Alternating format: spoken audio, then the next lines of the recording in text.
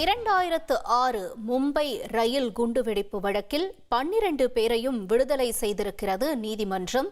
முக்கிய செய்தியாக நாம் பார்த்துக் கொண்டிருக்கிறோம். விவரங்களோடு இணைகிறார் எமது செய்தியாளர் வெங்கடேசன். வெங்கடேசன், வணக்கம். இந்த நிகழ்வை நம்ம மீண்டும் ஒரு முறை நினைவு கூறலாமா? தொடர்ந்து இந்த 12 பேரும் எதன் அடிப்படையில் தற்பொழுது விடுதலை செய்யப்பட்டிருக்கிறார்கள்? என்ன நிலவரம்?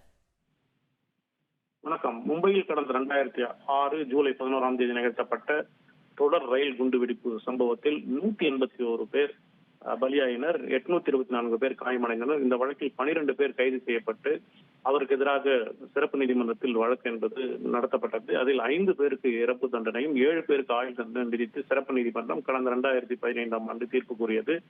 இதை எதிர்த்து அவர்கள் சார்பில் தாக்கல் செய்த மனுக்களை விசாரித்த மும்பை உயர்நீதிமன்றம் குற்றச்சாட்டுகளை சந்தேகத்துக்கிடமின்றி நிரூபிக்க விசாரணை அமைப்புகள் தவறிவிட்டதாக தெரிவித்து அந்த 12 பேரையும் விடுதலை செய்து தீர்ப்பு கூறியுள்ளது. தீர்ப்பின் விவரம் இன்னும் வெளியாகவில்லை முழுமையாக. அந்த முழுமையான தீர்ப்பு விவரம் வெளியான பிறகு எதன் அடிப்படையில் இவர்கள் 12 பேரும் விடுதலை செய்யப்பட்டார்கள் என்ற விவரம் தெரிய வரும். தகவல்களுக்கு நன்றி வெங்கடேசன்.